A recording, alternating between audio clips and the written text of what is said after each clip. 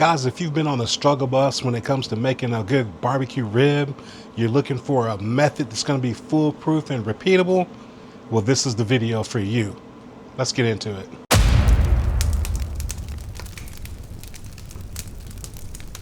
All right, so as I said, we're going to be getting into some ribs today, and specifically I'm going to be doing a baby back rib.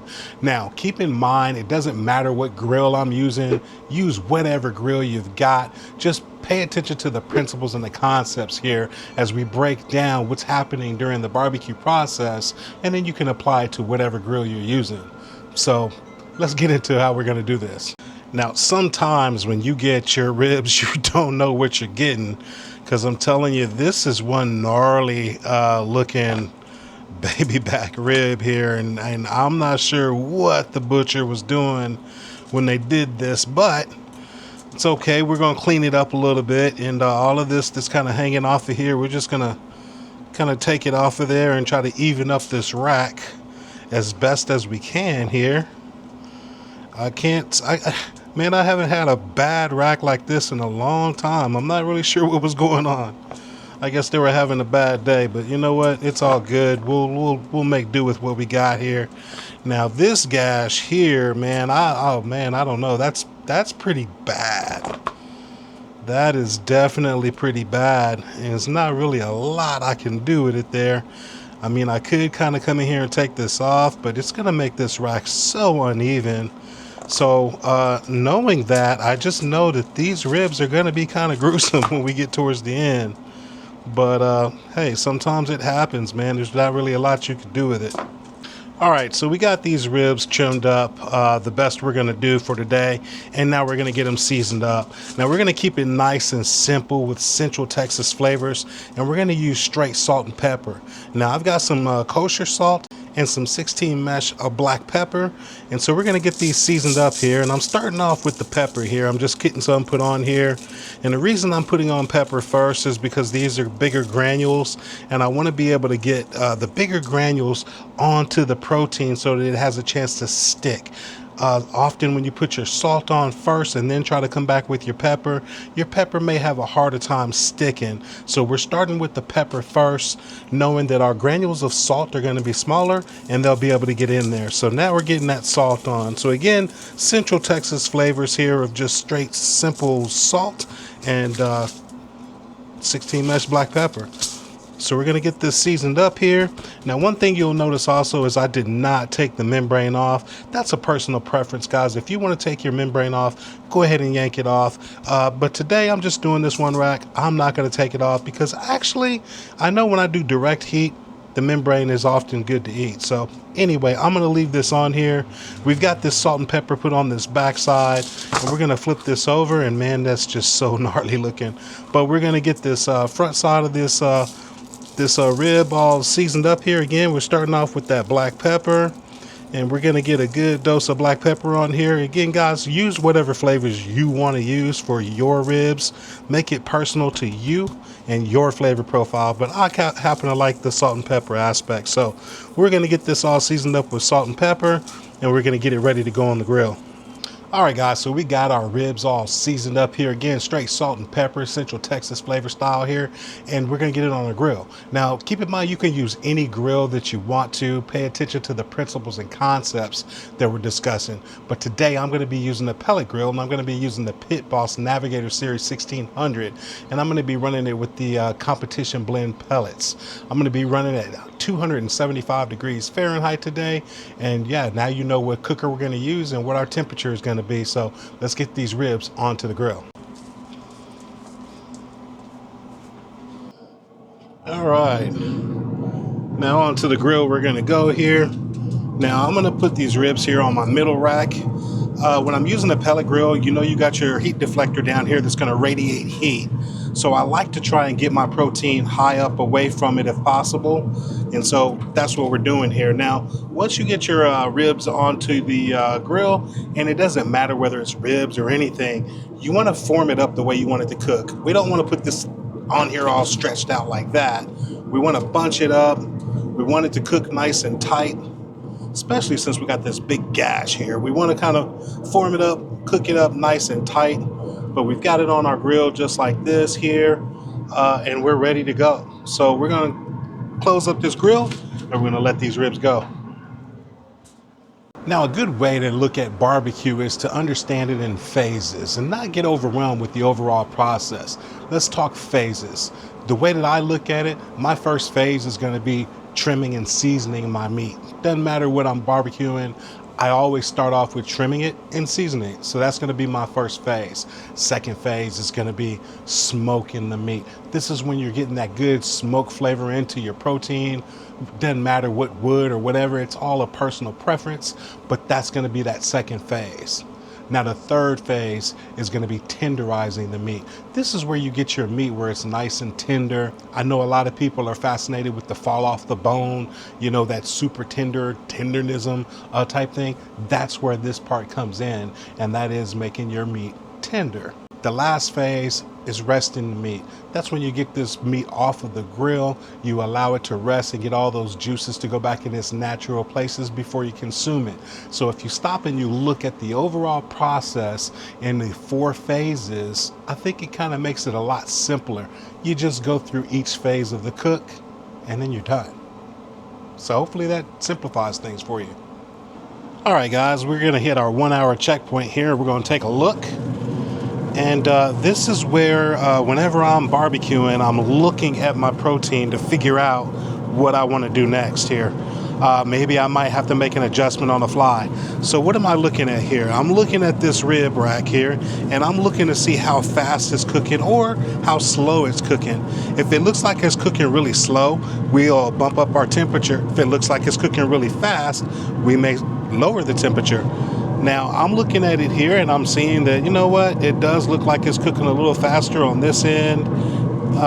Maybe not so slow actually as on this end as I thought maybe it was, but I'm looking at everything and everything is feeling really good here. Okay, what I'm looking at here when I'm touching it is to see just how well the rub, in this case is salt and pepper, how well it's still adhering to the meat. And this is actually adhering pretty good. I'm not feeling anything rubbing off of it, so I know that our rub or our salt and pepper has had a good chance to stick here and start to make that bark. This is where people say set the bark, and that's what this is doing. So we're looking pretty good here. I don't think we're going to make any adjustments here. I think we're just going to close it up, and we're going to maintain that 275 degrees, and we'll come back in another hour. All right, guys, we are about 1 hour and 45 minutes into this cook here. Again, we're rolling at 275 degrees. And so what I'm looking for here is how do we know when we've got enough smoke onto our protein? And a good rule that I go by is, do I have the color that I'm looking for? Okay, if I've got the good color on these ribs that I like, then I think I'm ready to move on to the next step or the next phase. So I think this is looking pretty much like I want it to. So we're going to go ahead and get these ribs off, and we're going to get on to the tenderizing phase. Okay, now as I said, we're going to get these ribs off and we're going to move on to the next phase where we tenderize our ribs. And so what we're going to do is we're going to wrap our ribs in aluminum foil. So I'm going to show you how we're going to prep this right now. Okay, so I've got a sheet of aluminum foil laid down here that my ribs are going to go on. And what I'm going to do is I've got butter here. So I'm going to put down 4 pats of butter here, just basically the length of the rack of ribs. So we're going to put that down. And then what I'm going to do is put some barbecue sauce on here. Now you can use whatever barbecue sauce you like, whatever your favorite barbecue sauce is, go for it. But that is literally all I've got here. Now, if you decide you want to get sweeter ribs by putting brown sugar down or honey down or whatever, by all means go for it. But today we're just going to go with our butter and our barbecue sauce. So let's get our ribs. All right, we're gonna rest our ribs here, meat side down, right on top of that butter, just like this, okay? And that's really all it's gonna be. We're gonna get some more of our barbecue sauce, and we're gonna kind of put some right over top of it as well, and we're just gonna get this wrapped up. So whenever we're wrapping, we just wanna make sure we don't poke a hole in our foil here, so we're gonna be very careful there on the ends. But we're also gonna wrap this so that we can get into it easily later. All right, so we're just gonna fold this over, fold this side over, And now we've got this package of ribs ready to go on the grill. So let's get them on. All right, ribs back on the grill. We're gonna close it up and we'll keep it going.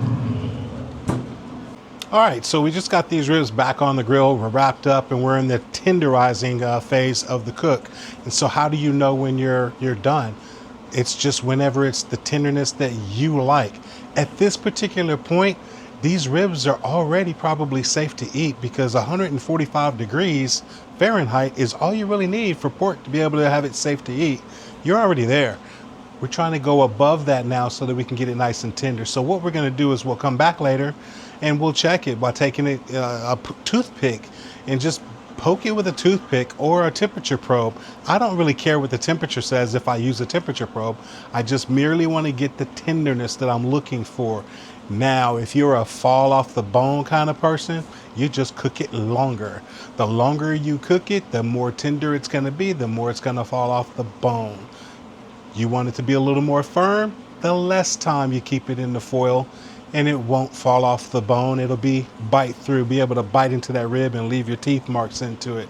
So that's the name of the game in this phase of the cook, is get to the tenderness that you like. So we'll keep this rolling and we'll come back in a little bit. All right, guys, we've been going here for about 45 minutes or so with these ribs wrapped here. And now we're gonna check for our tenderness. So we're just gonna gently open up our foil here. Be careful of that steam that will come out. And then, as I said before, we're just gonna take a mere toothpick here to check for our tenderness. And so literally all we're gonna do is just take our toothpick. We wanna be careful going into our rib rack. We don't wanna go all the way through and poke a hole in our foil. So we just wanna get in between the bones and just feel just how tender that meat feels. Now, if you feel like it's just, like a hot knife going in butter, no resistance whatsoever, that's probably gonna be a good tenderness for you. If you still feel it kind of holding on to that toothpick, then it may not be the tenderness you're looking for just yet. So for me, I'm feeling a little bit of resistance as I go in between these bones. And so I know that this is not quite where the tenderness is that I want it to be. So I'm gonna close this up. I'm gonna keep it going. I'm gonna get to the tenderness I'm looking for, and I'm gonna go ahead and pull it off, and I'll meet you guys back at the block, since now you understand the concept of figuring out your tenderness. So I'm gonna get to my tenderness, and then we'll be able to pull these off. All right, guys, now we've got our ribs off of the grill. Now, when I got to the tenderness earlier that I told you about, once I got to that tenderness, I went ahead and pulled these ribs off, and I actually put a glaze of barbecue sauce over top of them, and then left it exposed or unwrapped and got it back on the grill. And that's just so the barbecue sauce has a chance to set or get tacky on top of the meat of these ribs. So now these ribs are done. I've got them off. They've rested, and let's check out these ribs. All right, so here we've got our ribs here, and like I said, they're fully rested and ready to go. They're smelling really good, and so we're gonna get these things cut here. So I'm gonna flip them over here so I can actually see the bones here, and that way I can cut right in between those bones and get a good cut. All right, so here's a couple of ribs here we got cut, guys, and give you just a good look at it there. And that's what we're looking like on these ribs. Very meaty and smells really good.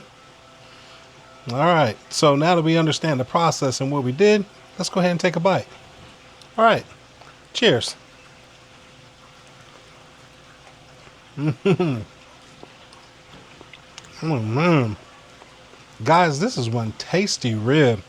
I mean, even though we got a defect rib rack, I guess I'll say, with the way they mangled it with the butchering, man, we're sticking with the concepts of making just a good tender and moist rib. So we didn't let that affect us with the cook. We weren't trying to show this cook off for anybody. This is backyard barbecue. Sometimes it looks good, sometimes it doesn't, but it's always going to taste good. And that's what this is here. So anyway, guys, I'm gonna get into these ribs here, and hopefully you learned something with this. But I'm gonna get out of here, and I will see you guys in the next video. Peace. Man.